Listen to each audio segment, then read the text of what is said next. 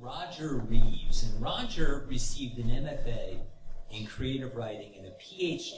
in English from the University of Texas, Austin. His honors include a Ruth Lilly Fellowship from the Poetry Foundation, a National Endowments for the Arts Fellowship, a Hodder Fellowship from Princeton University, and a Whiting Award in Poetry.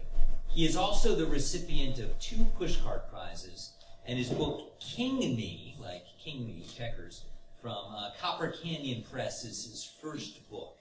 He's a poet, and I think it's worth just lingering on that for a moment, because I think if you're not someone who's into poetry, you probably don't pick up books of poems to read on your own regularly. And I thought, if you'll indulge me for a minute, I'm just going to read one of his poems, because that's the best way to get a sense of what this person's about.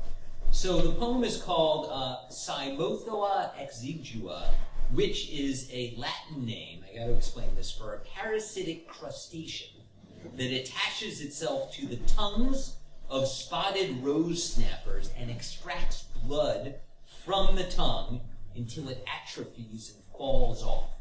Then the parasite attaches itself to the nub and acts as the fish's tongue. So that's the weird thing. This is the poem. It's on the Poetry Foundation website. Cymothoa exigua.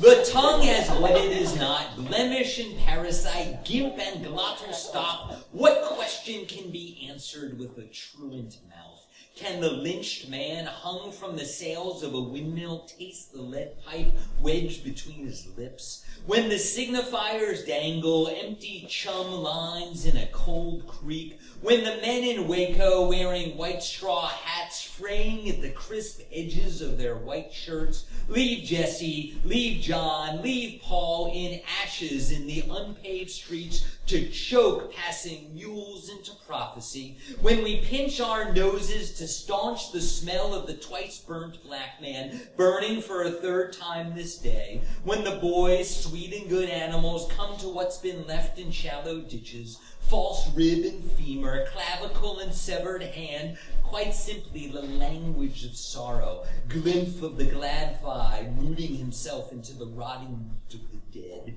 when it is too late to refuse our bodies being made urns, corn, unharvested and heavy in its husks, when in the marketplace the butcher lifts our tongue from a bed of ice, shouts, "Who will speak for this flesh?" when the tongue answers as all severed tongues do. That's awesome. Yeah, I totally want to meet this guy. He's amazing.